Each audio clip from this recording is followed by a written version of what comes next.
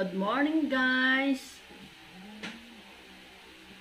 Ngayon guys, kakain na naman tayo ng strawberry. Galing Baguio pa ito guys. Libre to guys. Kasi may nagbigay sa pamangkin ko. Yung friend niya galing Baguio. Kaya nagka-instant strawberry tayo. Alam nyo guys kung anong benepisyong makukuha natin sa pagkain ng strawberry? Sasabihin ko sa iyo guys, i-research muna natin mga benepisyo ng pagkain ng strawberry.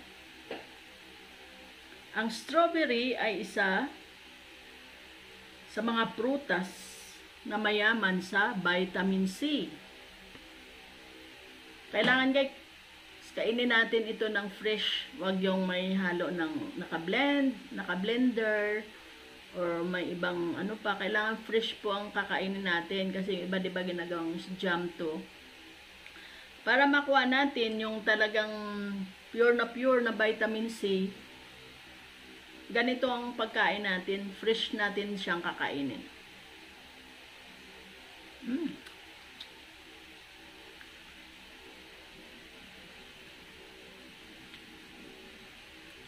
Ang sarap, maasim-asim.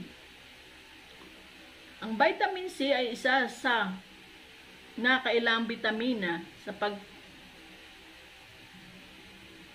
ang bilis ng ano. Ang bilis naman ito.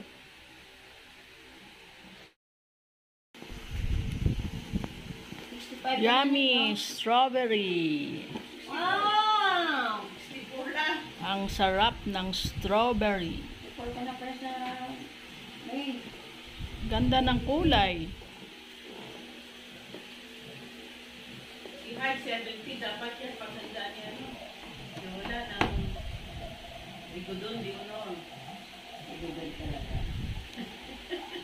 65-70 na ako. Sa taas pa yan. Ang sarap po.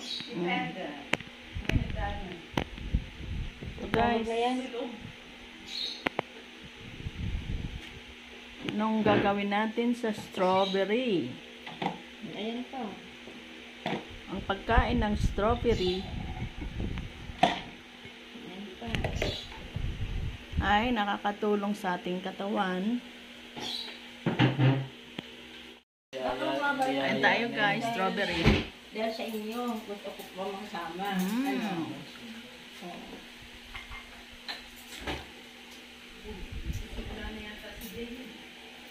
Strawberry. Strawberry.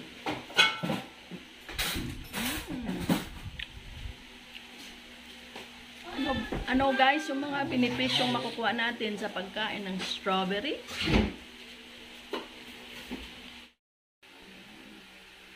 Mga benepisyo daw guys na makukuha natin sa pagkain ng strawberry ay ito ay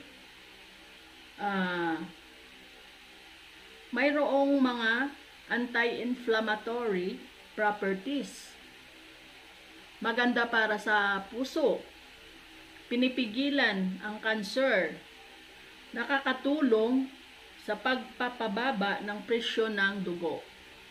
Fights bad cholesterol. Ang ganda pala guys, no? Dami nating nakukuha sa pagkain natin ng strawberry.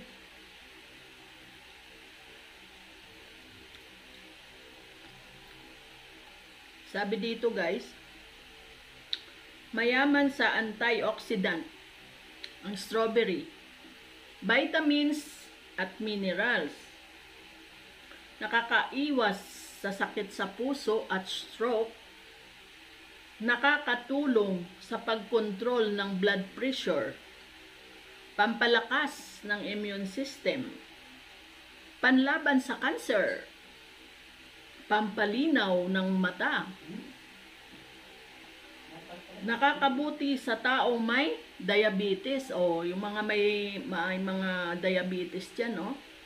Kain lang tayo nito guys, kahit papaano makakatulong to sa pagkontrol ng pagtaas ng ating mga sugar. Mababawasan ang pamamaga ng arthritis. Oh, di ba? Dapat yan pala kainin ko. Maiwasan ang pagkakaroon ng wrinkles. Oh, pampabata pa. Forever yan. Kaya pala yung mga taga-Baguio, no? Mukhang mga bata. Kasi ang daming doon ang plantation kasi guys ng strawberry. Dahil malamig ang weather nila doon, kaya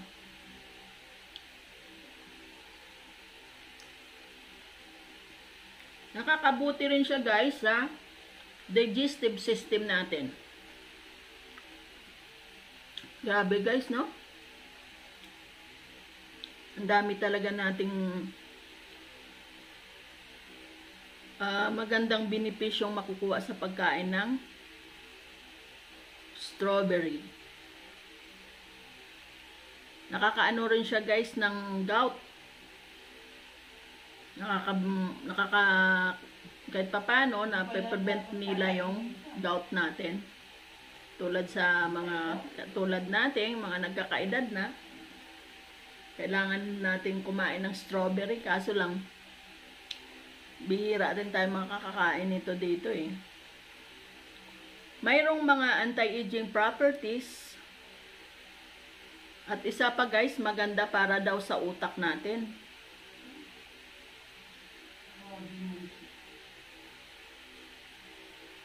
O yan guys ha. May mga nadagdag na naman tayong kaalaman.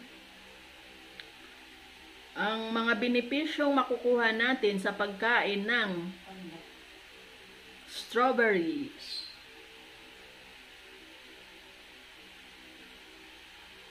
Maganda ang nito, no? Benepisyo ng strawberry. Maganda rin siya sa skin. Pakaganda sa ating mga balat.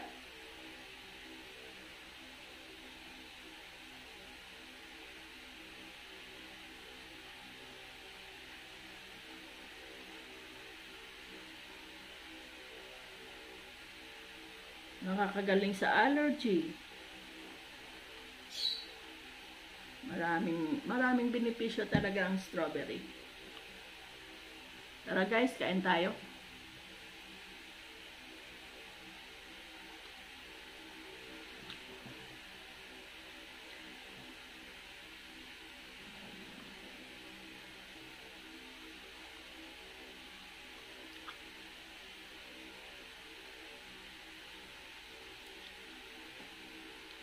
Mayaman sa vitamin C. Hindi na natin kailangang uminom ng mga gamot para makuha natin yung kailangan ng katawan natin na vitamin C. Kumain lang tayo ng prutas, na fresh fruits. Sigurado guys, makakatulong ito sa ating katawan. Diba guys?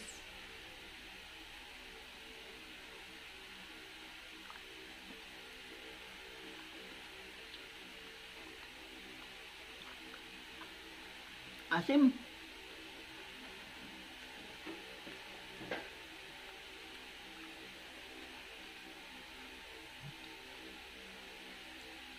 Pampabata. Pampakinis ng kutis. Saan pa kayo? O yan guys, marami na naman tayong natutunan kung para saan itong ang benepisyong makukuha natin sa strawberry. Maraming salamat sa mga nanonood at sumusuporta sa ating maliit na channel. Kung hindi naman po nakakaabala sa inyo, paki-click naman po ang subscribe button na. Mga kaalaman na nakakatulong sa ating pang-araw-araw na pamumuhay. That's all for today guys. Bye! Thank you for watching. Kain na tayo ng strawberry. Yan na pa lang eh. Independence na. Sabihin, hindi mo mukhang 70, di ba? Oo. Mukhang 7 lang yan. Eh, 7 tingnan niyo yung ibang 70 dyan, di ba? Parang kita niyo naman ang ano nun. Yung nanay niya, Tanda naman nun, no? yung sana sa munisipyo, yung sa may munisipyo, yung pliyado doon, yung pumunta ako doon, todo ako yung dito. Ilang taon ka na, mami? Sabi ko 69. Ano? Tanda yung nanay ko, 65, parang hindi naman ano. Babae. Oo. Tanda-tanda.